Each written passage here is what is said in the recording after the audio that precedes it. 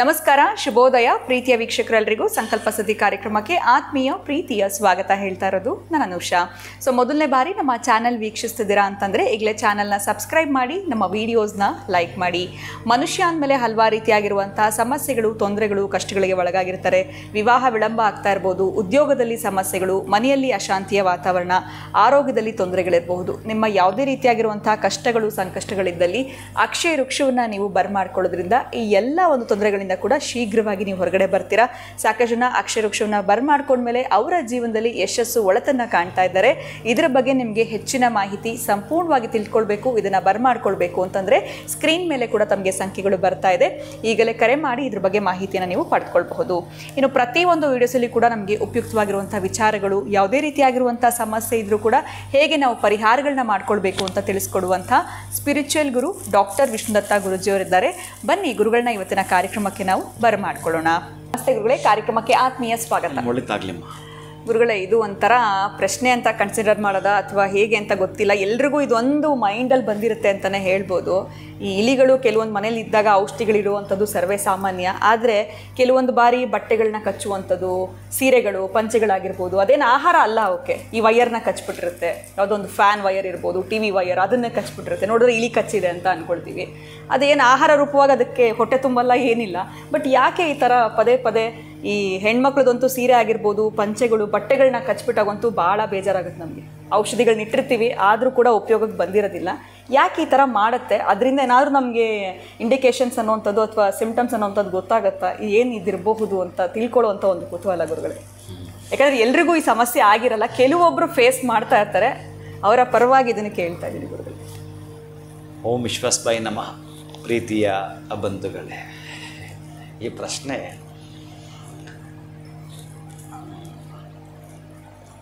ಏನು ಸೂಚಿಸುತ್ತೆ ಅಂತಂದರೆ, ತತ್ಪೂರ್ವೆ ಹಿಂದಿನ ಕಾಲದಲ್ಲಿ, ಇಲ್ಲ 2-3 ಥರ ಮಿಕ್ಸ್ ಮಾಡ್ತೀನಿ, ಅರ್ಥ ನಿಮಗೆ ಬಿಡ್ತೇನೆ. ಬಟ್ ನಿಮ್ಮದಕ್ಕೆ 1 ನಿಮಿಷ ಆದಮೇಲೆ ಆನ್ಸರ್ ಮಾಡ್ತೇನೆ. ಏನು ಬಹಳ ಮುಖ್ಯವಾಗಿರೋಂತಂದರೆ, ನಾಯಿ, ಇಲಿ, ಬೆಕ್ಕು. ಈ ಹುಡುಗನ ಮನೆಗೆ ಹುಡುಗಿ ಕಡೆಯವರು ಹೋದರೆ, ಅವರು ಹೋದ ಕೂಡಲೇ ನಾಯಿ, ಬೆಕ್ಕು, ಇಲಿಗಳು ಇವು ಕಾಣಿಸಿದ್ರೆ, ಓಹೋ ಇವ್ರ ಮನೆಗೆ ನಾವು ಮಗಳು ಕೊಡಬಹುದು ಅಂತಾರಂತೆ. ಇವ್ರ ಮನೆಗೆ ನಾವು ಮಗಳನ್ನ ಕೊಡಬಹುದು. ನೋಡಿ, ನಿಮ್ಮ ಪ್ರಶ್ನೆ ನನ್ನ ಏನು ಕೆಣಕತ್ತೆ ಅಂದರೆ, ಎಲ್ಲೋ ಇರೋ ವಿಷಯವನ್ನು ಹೊರಗಡೆ ಹಾಕ್ಸತ್ತೆ. ಓಹೋ ನಮ್ಮ ಮಗಳನ್ನು ಇವ್ರ ಮನೆಗೆ ಕೊಡಬಹುದು. ನಾವೇನು ಅನ್ಕೊತೀವಿ, ಅರೆ ಇಲಿ, ಬೆಕ್ಕು, ನಾಯಿ. ಈ ಇಲಿ, ಬೆಕ್ಕು ಅಂದರೆ ನಮ್ಗೆ ಅಶುಭ ಸೂಚಕ. ಹೌದು, ನೀವು ಕೇಳಿದಂಗೆ ಹೊಡೆದಾಗ್ತಾವ.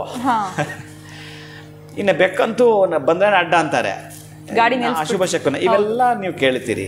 ಆದರೆ ಇದರ ಹಿಂದ್ಗಡೆ ಒಂದು ರಹಸ್ಯ ಇರುತ್ತೆ. ಅದನ್ನು ಅರ್ಥ ಮಾಡಿಕೊಂಡ್ರೆ ನಮಗೊಂದು ಗೊತ್ತಾಗೋವಂಥದ್ದು, ಅದಕ್ಕೊಂದು ಅದ್ವಿತೀಯ ಶಕ್ತಿ ಇರೋವಂಥದ್ದು.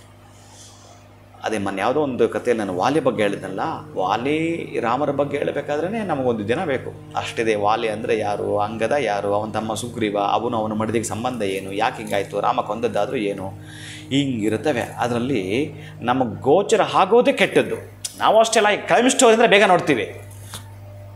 ನಿಮ್ಮ ಬದುಕಿಗೆ ಒಳ್ಳೆಯದಾಗತ್ತೆ, ತುಳಸಿ ತಿನ್ನಿ, ಯಾರಾದರೂ ನೋಡೋಣ. ಅಥವಾ ದೇಶದ ಬಗ್ಗೆ, ಈ ಸೈನಿಕರು ಯಾರು ಬನ್ನಿ ಅಂತ ಹಾಕಿ 20 ಜನ ನೋಡಿರಲ್ಲ. ವಾಸ್ತವಾಂಶ ಮಾತಾಡ್ತಿದ್ದೇನೆ, ಇರೋವಂಥದ್ದು. ಅದು ಹ್ಯೂಮನ್ ಬೀಯಿಂಗ್ ಸಿಸ್ಟಮೇ ಹಾಗಾಗ್ಬಿಟ್ಟಿದೆ ನೇಚರಲ್ಲಿ. ನಮಗೆ ಏನು ಬೇಕು ಅಷ್ಟೇ ವಾಲ್ತಿದ್ದೀವಿ. ಇದನ್ನು ಹೊರತುಪಡಿಸಿ ಕೆಲವೊಂದು ಹೇಳ್ತಾನೆ, ಆಗಿದ್ದಾಗ ಮಾತ್ರ ದಯಪಾಲಿಸ್ತಾನಂತೆ. ನಮ್ಮ ಹತ್ರ 10 ರೂಪಾಯಿ ಇರೋದು ಅಂದರೆ 1 ರೂಪಾಯಿ ಕೊಟ್ಬಿಡು ಅದರಲ್ಲಿ.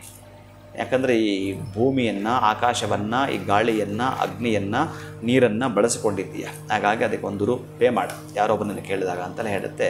ನಾವು ಅದನ್ನು ಹಿಡಿತ ಮಾಡ್ಕೊಂಡಿರ್ತೀವಿ. ಅದಕ್ಕಾಗಿ ಆಯಾ ಅನುಭೂತಿ ತೋರಿಸ್ತಾನೆ.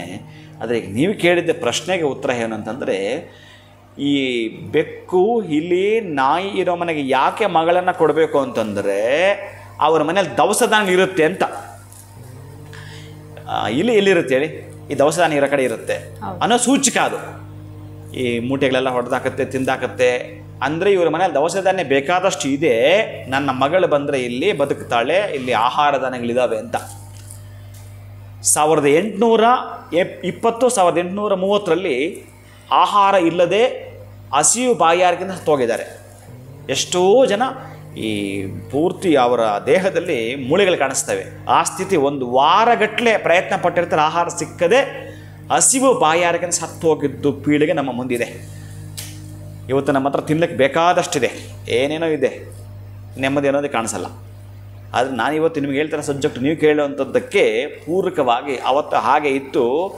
ಇವತ್ತು ನಾವು ಎಲ್ಲಿಗೆ ಬಂದಿದ್ದೇವೆ ನೀವು ಕೇಳ್ತಾ ಇದ್ದೀರಲ್ಲ, ಎಂಥದ್ದು ಇಲ್ಲಿ ಯಾಕೆ ಆ ಬಟ್ಟೆ ಕಚ್ಚಿಬಿಡುತ್ತೆ, ಆ ವೈರ್ ಕಚ್ಚುತ್ತೆ, ಆದ್ರೆ ಹೊಟ್ಟೆ ತುಂಬಲ್ಲ, ಆದ್ರೂ ಯಾಕೆ ಕಚ್ಚುತ್ತೆ? ಇಲ್ಲೊಂದು ರಹಸ್ಯ ಇದೆ. ಏನು ರಹಸ್ಯ ಅಂದರೆ ನೋಡಿ, ಭಗವಂತ ಒಬ್ಬೊಬ್ಬರಿಗೆ ಒಂದೊಂದನ್ನು ಎಕ್ಸ್ಟ್ರಾ ಮಾಡೋದಿಲ್ಲೇ, ಅವರು ಅದನ್ನು ಸರಿದೂಗಿಸ್ಕೊಳ್ಬೇಕು. ಭಗವಂತ ನಮಗೆ ಬುದ್ಧಿ ಕೊಡ್ತಾನೆ, ಕೈಕಾಲು ಕೊಡ್ತಾನೆ, ರೂಪುರೇಖೆ ಕೊಡ್ತಾನೆ. ಅದನ್ನು ಹೇಗೆ ಬಳಸ್ಕೊಂಡು ನೀನು ಬುದ್ಧಿವಂತನಾಗಬೇಕು ಅನ್ನೋ ಶಕ್ತಿ ನಿನಗೆ ಕೊಟ್ಟಿದ್ದು ನೀನು ಬೆಳವಣಿಗೆ ಮಾಡ್ಕೊಂಡು ಹೋಗು, ಎಲ್ಲ ನಿನ್ನ ಮುಂದೆ ಸುರಿದಿಡಲ್ಲ. ಹಾಗೆ ಈ ಇಲಿಗಳಿಗೆ 15 ದಿನಗಳಿಗೊಮ್ಮೆ ಹಲ್ಲುಗಳು ಉದ್ದ ಬೆಳೀತವೆ. ಉದ್ದ ಬೆಳೀತಿದ್ದಾಗ ಬಾಯಿ, ಈಗ ನಮ್ಮ ಹಲ್ಲುಗಳು ಉದ್ದ ಆದರೆ ಹಂಗೆ ಇರಲ್ಲ ಬಾಯಿ, ಅಂದಿದ್ದೋಗ್ತೀವಲ್ಲ. ಮತ್ತು ಆ ಹಲ್ಲುಗಳು ಮನಚಾದ ಚೂಪು ಉದ್ದಕ್ಕೆ ಬೆಳೀತಾ ಇರುತ್ತೆ. ಅದು ಕಡಿತ ಮಾಡ್ಕೊಳ್ಳೋದು, ಆ ವೈರನ್ನು ಕಚ್ಚಿ, ಯಾವುದು ಅದಕ್ಕೆ ಸಿಕ್ಕಿದ್ದ ಬಟ್ಟೆಯನ್ನು ಕಚ್ಚಿ, ಯಾವುದು ಅದಕ್ಕೆ ಸಿಕ್ಕಿದ್ದ ಪೇಪರನ್ನು ಕಚ್ಚಿ ಅದರ ಹಲ್ಲುಗಳನ್ನು ಸವಿಸುವುದು, ಕಡಿತ ಮಾಡಿಕೊಳ್ಳೋದು. ಇಲ್ಲ ಹಾಗೇ ಬಿಟ್ಟರೆ ಉದ್ದ ಹಾಕ್ತದೆ, ಆಹಾರ ತಿನ್ನೋಕ್ಕಾಗಲ್ಲ. ಇದು ವಾಸ್ತವಾಂಶ. 14 ದಿನಗಳಿಗೆ ಒಮ್ಮೆ, 15 ದಿನಗಳಿಗೊಮ್ಮೆ ಅದರ ಹಲ್ಲುಗಳು ಉದ್ದ ಬೆಳೀತಾ ಇರ್ತವೆ. ಇಲಿಗಳಿಗೆ ಈ ವರವನ್ನು ದೇವರು ಕೊಟ್ಟಿದ್ದಾರೆ. ಯಾಕಂದರೆ ಅದರ ಆಹಾರದಾನೆ ಹುಡ್ಕೊಂಡು ಹೋಗಬೇಕಾದ್ರೂ ಹೀಗೆ ಅದಕ್ಕೆ ಕೊಟ್ಟಿದ್ದಾನೆ. ಆದರೆ ನಾವು ಎಲ್ಲಿ ಇದ್ದೀವಿ ಅಂತಂದರೆ, ಅದು ಕಚ್ಚಿ ಬಿಡುತ್ತೆ, ಹೊಡೆದಾಕ್ಬಿಡುತ್ತೆ, ಇದೆಲ್ಲವೂ ನಿಜ. ಅದು ಇನ್ನೊಂದು ಮೆಸೇಜಲ್ಲಿ ಎತ್ತಿ ತೋರಿಸ್ತಾನೆ, ಯಾವ ಮನೆಯಲ್ಲಿ ಇಲಿಗಳು ಓಡಾಟ ಜಾಸ್ತಿ ಇದೆಯೋ, ಯಾವ ಮನೆಯಲ್ಲಿ ಈ ಹೆಗ್ಗಣಗಳ ಆ ಬೀದಿನಲ್ಲಿ ಎಲ್ಲಿ ಇದೆಯೋ ಅಲ್ಲಿ ಬಡತನ ಇರುತ್ತೆ ಅಂತ ಇಂಡಿಕೇಶನು ಇದೆ. ಬಡತನ ಇರುತ್ತೆ ಅಂತಲೂ ಇದೆ. ಅದಕ್ಕೆ ಇಲಿಗಳನ್ನು ನೀವು ಏನೇನೋ ಹಾಕಿ ಸಾಯಿಸೋದಲ್ಲ. ಆ್ಯಕ್ಚುಲಿ ನಿಮಗೆ ಆ ಹಕ್ಕೇ ಇಲ್ಲ. ಅದ್ರದ್ದು ಏನು ತಿನ್ನುತ್ತೋ ತಿನ್ಕೊಡೋಗ್ಲಿ. ಬಂದಿದೆ ಅಂತಂದರೆ ಬಡತನವು ಬರ್ತಾ ಇದೆ ಅನ್ನೋ ಇಂಡಿಕೇಶನ್. ಆವಾಗ ನೀವೇನು ಮಾಡಬೇಕು? ಶುಚಿತ್ವ ಕಡೆ ವಾಲ್ಬೇಕು. ಅದು ಹೆಂಗೆ ಶುಚಿ ಮಾಡ್ಕೊಳ್ತಾ ಇದೆ ಹಲ್ಲುಗಳನ್ನ? ಅದಕ್ಕೆ ಆಹಾರ ಬೇಕಲ್ಲ. ಅದಕ್ಕೆ ಆಹಾರ ಬೇಕಾದರೆ ಅದರ ಪ್ರಯೋಗದ ಮಾಡ್ಕೊಳ್ತಾ ಇದೆ. ನೀವು ನಿಮ್ಮ ಪ್ರಯೋಗ ಮಾಡ್ಕೊಳ್ಳಿ, ಶುಚಿ ಕಡೆ ಗಮನಿಸಿ, ಶುಚಿತ್ವ ಕಡೆ ಬನ್ನಿ. ಆವಾಗ ತಾನೇ ಅದು ಬಿಟ್ಟು ಹೋಗುತ್ತೆ. ಅದಕ್ಕೆ ಬೇಕಾಗಿಲ್ಲ, ಅದಕ್ಕೆ ಏನು ಬೇಕಾಗಿತ್ತೋ ಆಹಾರ ನಿಮ್ಮನ್ನು ಸಿಗಲಿಲ್ಲ ಅಂತಂದಾಗ ಅದು ಇನ್ನೊಂದು ಕಡೆ ಹೊರಟು ಬಿಡುತ್ತೆ. ಇದಷ್ಟೇ ಮಾಡಬೇಕು ನೀವು. ಅದಕ್ಕೇನೋ ಮದ್ದಿಟ್ಬಿಟ್ಟು ಸಾಯಿಸೋದು ಎಷ್ಟರ ಮಟ್ಟಿಗೆ ಆಕಸ್ಮಿಕ ಹಂಗೂ ತಿಂತು, ಏನು ನಿನ್ನ ಇದು ಹೋಗಿತ್ತು, ಏನು ಎಷ್ಟು ಮಹಾ ತಿಂತು, ಏನು ಹಣೆ ಬರ ಕತ್ಕೊಂಡಾಯ್ತಾ? ಇಲ್ವಲ್ಲ, ಬಿಟ್ಬಿಡಿ. ಆಗೇನಾದರೂ ಇದಾವೆ ಇಲಿಗಳು, ಹೆಗ್ಗಣಗಳು ದೊಡ್ಡ ಇದಾವೆ ಅಂತಂದರೆ, ಆಮೇಲೆ ನಿಮ್ಮ ಮನೆಯಲ್ಲಿ ಇನ್ನು ಬೇರೆ ಬೇರೆ ಜಿರಳೆಗಳಿವೆಲ್ಲ ಇದ್ದಾವಲ್ಲ, ಇದೆಲ್ಲದರ ಇಂಡಿಕೇಷನ್ನು ಕೂಡ 100ಕ್ಕೂ 100 ಆ ಒಂದು ಬಡತನವನ್ನು ಇಂಡಿಕೇಷನ್ ಮಾಡುತ್ತೆ, ಸೂಚಿಸುತ್ತೆ. ಇದರಿಂದ ಹೊರಗೆ ಬರಬೇಕಾದ್ರೆ ಸಮಾಧಾನದ ಮನಸ್ಸನ್ನು ಶುಚಿತ್ವ ಮಾಡಿಕೊಳ್ಳುತ್ತಾ ನಿನ್ನ ಬದುಕಿನಲ್ಲೂ ಕೂಡ ಶುಚಿತ್ವವನ್ನು ಏರ್ಪಾಟು ಮಾಡಿಕೋ. ಅದಕ್ಕೆ ನಾನು ಮೆಸೇಜ್ ಎಚ್ಚರಿಸಿ ಹೇಳ್ತೇನೆ. ಯಾರೋ ಬರ್ತಾರೆ ನಮ್ಮ ಮನೆಗೆ ಅತಿಥಿಗಳಂದು ಕೂಡಲೇ ನೀವು ಆ ಹಾಲಲ್ಲಿ ಸ್ವಲ್ಪ ಒರೆಸ್ಬಿಟ್ಟು ಚೆನ್ನಾಗಿ ನಿಮ್ಮ ಸೋಫಾ ರೆಡಿ ಮಾಡಿಬಿಟ್ಟು ಇಟ್ಬಿಡ್ತೀರಿ. ಅದೇ ಅತಿಥಿ ಒಂದು 2 ನಿಮಿಷ ನೀವು ಟೀ ಕಾಫಿ ಕೊಟ್ಟು ಆಮೇಲೆ ಏನಾದರೂ ಅವನು ಬಾತ್ರೂಮ್ ಕಡೆ ಹೋದ್ರೆ ಕತೆ ಏನು, ಅಲ್ಲಿ ದುರ್ನಾತ ಮಾಡಿಬಿಟ್ಟಿರ್ತೀರಿ. ಹಾಗೆ ಮಾಡಬಾರ್ದು. ಒಂದೊಂದು ಸಲ ವಿಧಿಯಿಲ್ಲ ನಡೆದು ಬಿಡುತ್ತೆ. 4-5 ಕೋಣೆಗಳಿರುತ್ತೆ, ಯಾವುದೋ ಒಂದು ಮಕ್ಕಳು ಅವರವರು ಯೂಸ್ ಮಾಡ್ತಿರ್ತಾರೆ, ಅದು ವಿಧಿ ಇಲ್ಲ. ಆದರೆ ನೀವು 100ಕ್ಕೂ ನಿಮ್ಮ ಪ್ರಯತ್ನ ಹೇಗಿರಬೇಕು ಅಂತಂದರೆ ಗಮನಿಸ್ತಾನೆ ಇರಬೇಕು, ನೋಡ್ತಾನೆ ಇರಬೇಕು, ಎಲ್ಲ ಕಡೆ ಗಮನಿಸ್ತಿರಬೇಕು. ನೀವು ನಿಮ್ಮ ಮನೆಯ ಒಂದು ಮಾತು ಎಚ್ಚರಿಸಿ ಹೇಳೋದಾದರೆ, ದೇವರ ಮನೆಗಿಂತೂ ಹೆಚ್ಚಿನ ಶುಚಿತ್ವ ನಿಮ್ಮ ರೆಸ್ಟ್ ರೂಮ್, ನಿಮ್ಮ ಬಾತ್ರೂಮ್ ಅದಿದ್ದರೆ 100ಕ್ಕೂ 100 ನೀವು ಬೆಳಿತೀರಂತಲೇ ಅರ್ಥ, ಬೆಳೀತಾ ಬರ್ತೀರಂತಲೇ ಅರ್ಥ. ನಿಮ್ಮ ಅಂತರಂಗ ಶುಚಿತ್ವ ಇದೆ ಅಂತಲೇ ಅರ್ಥ. ಅಂತರಂಗ ಯಾರು ಶುಚಿಯಿಂದ ಇರ್ತಾರೋ ಅದಕ್ಕೆ ಇನ್ನೊಂದು ಸೀಕ್ರೆಟ್ ಎನರ್ಜಿ ಇದೆ. ಇದು ನಮಗೆ ಮತ್ತು ಆ ವ್ಯವಹಾರಕ್ಕೆ ಸಂಬಂಧಪಟ್ಟ ಎನರ್ಜಿ ಅದು. ಅದಕ್ಕೆ ಕೆಲವರ ಮನೆಯಲ್ಲಿ ಎಷ್ಟು ದುಡ್ಡಿದೆ ಏನಿದೆ ಅಂತ ಸೀಕ್ರೆಟ್ ಯಾಕೆ ಹೇಳ್ತಾರೆ ನಿಮಗೆ? ಯಾಕೆ ಹೇಳ್ಬೇಕು ಅವ್ರು ನಿಮಗೆ? ಅದು ನೀನು ಬಂದಾಗ ಏನೋ ಈಗ ಅವ್ರಿಗೆ ಇಷ್ಟ ಆದರೆ ಕೊಡ್ತಾರೆ, ಇಲ್ಲ ಅಂತೇಳಿ ಕಳಿಸ್ಕೊಡ್ತಾರೆ.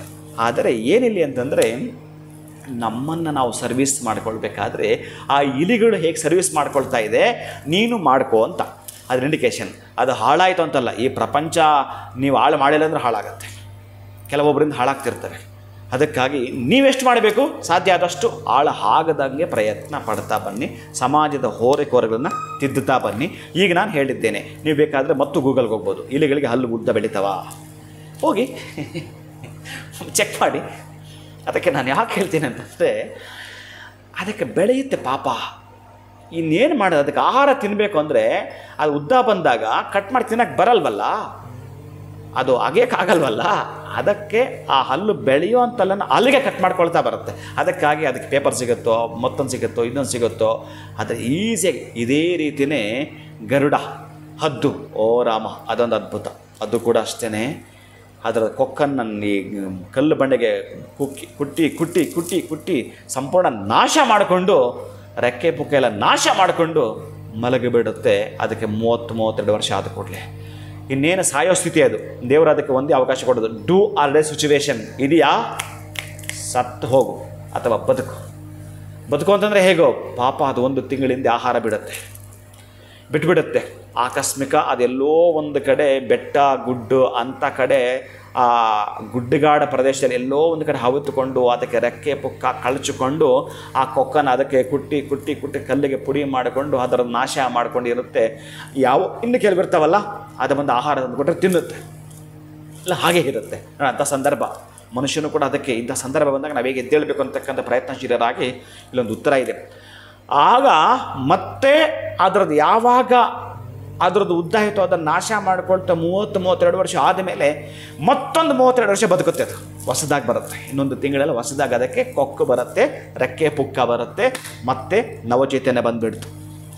ಅದಕ್ಕೆ ನಿಮಗೆ ಯಾರೋ ಬೈದ್ರಲ್ಲ, ನಿಮ್ಮನ್ನು ಯಾರೋ ಅವಮಾನ ಮಾಡಿದ್ರಲ್ಲ, ಸ್ವಲ್ಪ ರೆಸ್ಟ್ ತೊಗೊಳ್ಳಿ, ಯೋಚನೆ ಮಾಡಿ, ನೀವು ಕುಳಿತುಕೊಳ್ಳಿ, ಥಿಂಕ್ ಮಾಡಿ, ಬರೀರಿ, ನಾನು ಏನಾಗಬೇಕು ಅಂತ ಪ್ಲ್ಯಾನ್ ಮಾಡಿ, ಇದನ್ನು ಹೇಗೆ ಛೇದಿಸಬೇಕು, ಇದನ್ನು ಹೇಗೆ ಭೇದಿಸಬೇಕು, ನಾನು ಹೇಗೆ ಮುಂದಕ್ಕೆ ಹೋಗಬೇಕು ಅನ್ನೋದನ್ನು ನೀವು ನಿಮ್ಮ ಬದುಕಿನ ಡಿಸೈನನ್ನು ಮಾಡುತ್ತಾ ಬನ್ನಿ. ಎದುರಾಳಿ ನಿಮಗೆ ಸರೆಂಡರ್ ಆಗ್ತಾನೆ. ಅವನು ಎಷ್ಟೇ ಶಕ್ತಿ ಇದ್ದರೂ ಅವನು ನಿಮಗೆ ಸರೆಂಡರ್ ಆಗ್ತಾನೆ. ನೀವು ಆ ಮಟ್ಟಕ್ಕೆ ಎದ್ದೇಳಬೇಕು. ಅದಕ್ಕೆ ನಮ್ಮ ಶತ್ರುಗಳಿಗೆ ಬುದ್ಧಿ ಕಲಿಸ್ತೀವಿ ಅಂದರೆ ಏನೋ ವಾ ಅಂತ ಬೈದ್ಬಿಡೋದಲ್ಲ, ಅವರು ಎದುರು ನಿಂತ್ಕೊಂಡು ಜಗಳ ಮಾಡೋದು ಅಲ್ಲ, ನೀವು ಬೆಳೆದು ತೋರಿಸೋದೇ ಅತ್ಯಂತ ಅದ್ಭುತ ಪವಾಡ. ಅದಕ್ಕೆ ಏನು ಮಾಡಬೇಕು ಅಂತಂದರೆ, ನಿಮಗೆ ಯಾವ ಯಾಂಗಲಲ್ಲಿ ಗೊತ್ತಿದೆಯೋ ಹಾಗೆ ಆದಮೇಲೆ ನಿಮಗೆ ಖುಷಿ ಇರಬೇಕು, ಅದರೊಳಗಡೆ ನಿಮಗೆ ಸಂತೋಷ ಇರಬೇಕು. ನಾನು ಹೇಳೋದನ್ನು ಯಾವ ವ್ಯಾಪಾರ ಆಗಿದ್ದು ಪರವಾಗಿಲ್ಲ, ಅಲ್ಲಿ ಮಾಡೋವಾಗ 1-2 ಫೇಲ್ ಕಾಣುತ್ತವೆ, ಸೋಲ್ ಕಾಣ್ತವೆ, ಎಲ್ಲ ಆಗ್ತವೆ. ಆದರೂ ಮತ್ತೊಂದು ನನಗೆ ಯಾವುದನ್ನು ಹಾಗೆ ಬರುತ್ತಾ ಅದನ್ನು ತಿಳ್ಕೊಂಡು ಹೋಗ್ಬೇಕು. ನಾನು ರ್ಯಾಟ್ಗೆ ಹೋಗಿ ಇನ್ಯಾವುದೋ ಮ್ಯಾಟ್ರಿಗೆ ಬರ್ತಾಯಿದ್ದೆ, ಆ ರ್ಯಾಟದಷ್ಟೇ ಮಾತಾಡೋಣ ಅಂತಂದರೆ ಹಾಗೆ ಹೋಗುತ್ತೆ. ಈ ರ್ಯಾಟಿಗೆ ಸಂಬಂಧಪಟ್ಟದ್ದು ಖಚಿತವೇ ಅಂತಂದರೆ ಅದು ಡಿಸೈನ್ ಮಾಡಿಕೊಳ್ಳೋದು, ನಾವು ಡಿಸೈನ್ ಮಾಡ್ಕೊಳ್ಳೋದನ್ನು ತೋರಿಸುತ್ತೆ.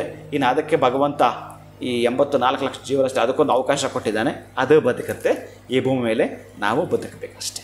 ನಾವು ಬದುಕಬೇಕಾದ್ರೆ ಏನು ಮಾಡಬೇಕು ನಮಗೆಲ್ಲವೂ ಕೂಡ ಕಲಿಸ್ಕೊಡುತ್ತೆ. ಇಲ್ಲಿ ನೋಡಿ, ಅಲ್ಲೂ ಕೂಡ ಕಲಿಬೋದು ನಾವು ಪಾಠನ. ಹಾಗೆ ಅದು ಕಚ್ಚುತ್ತೆ ಅಂತಂದರೆ ಅದರ ತಪ್ಪಲ್ಲ. ನೀವು ಕೆಲವೊಂದು ವಾಹನಗಳಲ್ಲಿ ಇಲ್ಲಿ ವೈರ್ ಕಚ್ಚಿಬಿಡುತ್ತೆ ಪಾಪ. ರೀಸೆಂಟಾಗಿ ನನ್ನ ವಾಹನಕ್ಕೆ ಆಗಿದೆ. ಅದಕ್ಕೆ ಕೇಳಿದ್ರೆ ಈ ಪ್ರಶ್ನೆ ಅಂತ ಕಾಣುತ್ತೆ. ನಿಜ. ಹಾಗಂತೇಳಿ ಬೇರೆ ಇನ್ಯಾವುದೋ ತಪ್ಪಿಸುತ್ತೆ. ನಾವು ನಿಧಾನಕ್ಕೆ ಅರ್ಥ ಮಾಡಿಕೊಂಡ್ರೆ ಅಲ್ಲೊಂದು ಸತ್ಯ ಅಡಗಿಸಿಟ್ಟಿರ್ತಾನೆ. 100ಕ್ಕೆ 100 ಸತ್ಯ ಇದೆ. ಅದು ಆದದ್ದೆಲ್ಲ ಒಳಿತಾಯಿತು ಅಂತ ತಲೆಗೆ ಹಾಕ್ಕೊಳ್ಳಿ. ಅದು ಏನಾದರೂ ಕಚ್ಚಿ ಅದಕ್ಕೆ ಸಂಬಂಧಪಟ್ಟ ಉಪಯೋಗನ ಪಡ್ಕೊಳ್ತು, ಅದರ ಮೊನಚಾದ ಚೂಪನ್ನು ಕಡಿತ ಮಾಡಿಕೊಳ್ತು, ನೀವು ಅರ್ಜೆಂಟ್ ಎಲ್ಲೋ ಹೋಗಬೇಕು ಸ್ಟಾರ್ಟ್ ಆಗಿ ಆವತ್ತು ನಿಮಗೊಂದು ಗಂಡಾಂತರ ಇತ್ತು, ಅದು ತಪ್ಪಿಸ್ತದು. ಸ್ಟಾರ್ಟ್ ಆಗಲಿಲ್ಲ ಅಂತ ಹೇಳಿ ಇನ್ನೊಂದಷ್ಟು ನಿಮಿಷಗಳನ್ನು ಬಹುಶಃ ನೀವು ಸ್ಟಾರ್ಟ್ ಆಗೋದ್ರೆ 4ರಿಂದ 7 ನಿಮಿಷದಲ್ಲೇ ಅಥವಾ 8ನೇ ನಿಮಿಷಕ್ಕೆ ನಿಮಗೊಂದು ಅಪಘಾತ ಅಂತ ಬರೆದಾಕಿರ್ತಾನೆ. ನೀವು ನೆನ್ನೇನೋ ಮೊನ್ನೆನೋ ಯಾರಿಗೋ ಒಂದು ಸಹಾಯ ಮಾಡಿದರೆ, ಒಂದು ಪೂಜೆ ಮಾಡಿದರೆ ಅದು ತಪ್ಪಿಸ್ಬೇಕಾಗತ್ತೆ. ಅದು ತಪ್ಪಿಸ್ಬೇಕಂದ್ರೆ ಇಲ್ಲಿ ಕಚ್ಚಬೇಕಾಗತ್ತೆ, ಇಲ್ಲಿ ಕಚ್ಚಿ ನೀವು ಹೋಗದೇ ಇರೋಕ್ಕಾಗತ್ತೆ. ಈ ಗಂಡಾಂತರ ತಪ್ಪಿಸೋದು ಕೂಡ ಇದೆ ಇದರಲ್ಲಿ. ಅದಕ್ಕೆ ಆದದ್ದೆಲ್ಲ ಉಳಿತಾಯಿತು ಅನ್ನೋ ಒಂದು ಪದವನ್ನು ಹಿಡಿದುಕೊಂಡು ನೀವು ಹೊರಟ್ರೆ ಅದರ ಹಿಂದೆ ಏನಿದೆ ಅಂತ ಹೊಡೆದ್ರೆ ಇಷ್ಟೆಲ್ಲ ನಮಗೆ ಸಿಗ್ತವೆ. ಆವಾಗ ನೀವು ಬೇರೆ ವಾಹನದಲ್ಲೋ ಮತ್ತೊಂದು ಸ್ವಲ್ಪ ಲೇಟಾಗಿ ಹೋಗ್ತೀರಿ. ಒಟ್ಟಾರೆ ಆ ಅವಘಾತವನ್ನು ನೀವು ತಪ್ಪಿಸ್ದಾಗಾಯಿತು. ನಾನು ಬಹುಶಃ ನೀವು ಈ ಕೇಳಿದ ಪ್ರಶ್ನೆಗೆ ಈ ನೆಲಮಂಗಲದಲ್ಲೂ 4 ಜನ ಹೋಗ್ಬಿಟ್ರು. ಯಾವುದೋ ಒಂದು ಓಲ್ವಾ ಗಾಡಿನ ಯಾವುದೋ ಅವ್ರದ್ದು ಹೋಗಿದ್ದ ಟೈಮಿಂದ ಹಿಡಿದು ಪೂರ್ಣ ಚೆಕ್ ಮಾಡಿದ್ದೀನಿ. 4 ಮೈನಸ್ಗಳಿದೆ. ಮತ್ತು ಅವರು HSR ಲೇಔಟಲ್ಲಿ ಇರೋದು, ಪ್ಲಸ್ ಅಲ್ಲಿಗೆ ನಮ್ಮ ಹುಡುಗನ್ನ ಕಳಿಸಿ ಆಮೇಲೆ ಅವರ ಮನೆ ಕೆಲಸದವರು ಅವಾಗಿದ್ದರಂತೆ, ಅವ್ರನ್ನ ಕೇಳಿ ಎಲ್ಲ ಕೇಳಿದಾಗ ಅವ್ರ ಮನೇಲಿ ಜಗಳ ನಡೆದಿದೆ. ಆ ಜಗಳ ನಡೆದಾಗ ಎಚ್ಚೆತ್ಕೊಂಡು ಗಂಡ ಇವತ್ತೇ ಹೋಗಬೇಕು ಅಂತ ಹೆಂಡತಿ ಇಲ್ಲ ನಾಳೆದ್ದು ಹೋಗೋಣ ಅಂತ, ಇದೇ ಅರ್ಧ ಗಂಟೆ ನಡೆದಿದೆ, ಆ ಕೆಲಸಗಳೆಲ್ಲ ಕೇಳಿಸ್ಕೊಳ್ತಾ ಇದ್ದಾಳೆ. ಮತ್ತು ಆತ ಒಪ್ಪಲಿಲ್ಲ, ಸರಿ ಬೇಜಾರು ಮಾಡಿಕೊಂಡು ಹೊರಟರು. ಆಕೆ ಆಮೇಲೆ ಇವರು ಕೀ ಯಾವುದೋ ಬೇರೆ ತೊಗೊಂಡು ಹೋಗಿದ್ರು, ಮತ್ತು ಆಕೆ ಮನೆಗೆ ಹೋಗಿ ಒಳಗಡೆ ಇನ್ನೊಂದು ಹಾಕಿ ಅದಕ್ಕೆ ತಂದು ಕೊಟ್ಟಾಗ ಅಲ್ಲೊಂದು ಸ್ವಲ್ಪ ಹೊತ್ತು ನಡೆದಿದೆ. ಅದು ಅಲ್ವೇ ಇಲ್ಲ ಅಂತೇಳಿ ಇನ್ನೊಂದೆರಡು ನಿಮಿಷ ಅಲ್ಲಿ ಕಾಲಾವಕಾಶ ಆಗಿದೆ. ಅದಾದಮೇಲೆ ಸ್ಟಾರ್ಟ್ ಮಾಡೋದಂತೆ ಅದು. ನೋಡಿ, ಆತ ಎಷ್ಟು ಮನಸ್ಸು ಬದಲಾಯಿಸ್ಕೋಬೇಕಾಗಿತ್ತು ಅಂತಂದರೆ ಅಲ್ಲಿ ಇರ್ಬೋದಾಗಿತ್ತು, ಅದೂ ಆಗಲಿಲ್ಲ, ಸ್ಟಾರ್ಟ್ ಆಗಲಿಲ್ಲ. ಆಮೇಲೆ ಆ ಕಂಪನಿಗೆ ಕಾಲ್ ಮಾಡಿ ಕೇಳ್ಕೊಂಡಾಗ ಅವನು ಬಂದು ಸ್ಟಾರ್ಟ್ ಮಾಡಿಕೊಟ್ಟಂತೆ. ಬಹುಶಃ ಇಲ್ಲೇ ಗೊತ್ತಾಗಿದೆ ನಿಮಗೆ ಇವತ್ತು ಉಳ್ಕೊಳ್ಳಿ ಅಂತ. ಅದು ಆಗಲಿಲ್ಲ. ಹಂಗೂ ಏನು ಬಲವಂತ ಸ್ಟಾರ್ಟ್ ಮಾಡಿಕೊಂಡು ಹೋಗಿದ್ದಾನೆ. ಮತ್ತು ಮೂರನೇದು ಒಂದು 3-4 ಕಿಲೋಮೀಟ್ರ್ ಹೋಗ್ತಿದ್ದಂಗೆ ಆ ಕಾರಲ್ಲಿ ಕೂತಿದ್ದ ಅವ್ರ ಮಡದಿ ಈ ಮನೆ ಕೆಲಸದಕ್ಕೆ ಕಾಲ್ ಮಾಡ್ತಿದ್ಲಂತೆ, ಏನೋ ಮಾತಾಡ್ತಿದ್ದಾರೆ, ಸ್ವಲ್ಪ ಹುಷಾರಾಗಿ ನೋಡ್ಕೋ ಹಾಗೆ ಹೀಗಂತೆಲ್ಲ ಮಾತಾಡ್ತಿದ್ರಂತೆ. ಮತ್ತು ಆವಾಗ ಒಂದು ಹಸು ಅಡ್ಡ ಬಂದಿತ್ತಂತೆ, ಇವರೇನೋ ಬೈಕೊಳ್ತಾ ಇದ್ರಂತೆ. ಆಗ ಆಕೆ ಕೇಳಿಸಿದೆ, ಏನೋ ಅಣ್ಣವ್ರೇನೋ ಬೈತಾ ಇದ್ದಾರೆ, ಏನಮ್ಮ ಹಸು ಅಡ್ಡ ಬಂದಿದೆ ಅದಕ್ಕೆ ಬೈತಾ ಇದ್ದಾರೆ, ಅದೊಂದು ಇಂಡಿಕೇಶನ್ ಅಡ್ಡ ಬಂದಿದೆ. ಈ ಥರದ 3-4 ನಿಮ್ಮನ್ನು ತಡೆದಿದೆ, ನಿಮಗೊಂದು ಇಂಡಿಕೇಶನ್ ಕೊಟ್ಟಿದೆ. ಸಾವು ಬರುವ ಮುನ್ನ ನಿಮಗೊಂದು ಕುರುಹುಗಳು ಗೊತ್ತಾಗ್ತವೆ. ಇದನ್ನು ಓವರ್ಟೇಕ್ ಮಾಡಿ ನೀವು ಹೋಗಿದ್ರೆ ಅಂತಂದಾಗ ಇನ್ನೇನಿಲ್ಲ, ಜಸ್ಟ್ ಒಂದು 5 ಸೆಕೆಂಡ್ 10 ಸೆಕೆಂಡ್ ಪಾಸ್ ಆಗಿದ್ರೆ ಅದ್ರ ಟ್ರಕ್ ಈ ಕಡೆ ಬಿದ್ದಿದ್ರು ಖಾಲಿ ಜಾಗದ ಮೇಲೆ ಬೀಳ್ತಾ ಇತ್ತು, ಅವರ ವೆಹಿಕಲ್ ಮೇಲೆ ಬೀಳ್ತಿರ್ಲಿಲ್ಲ. ಈ ಕಡೆ ಆದರೂ ಉಳ್ಕೋಬೇಕಾಗಿತ್ತು, ಆ ಕಡೆ ಆದರೂ ಹೋಗಬೇಕಾಗಿತ್ತು.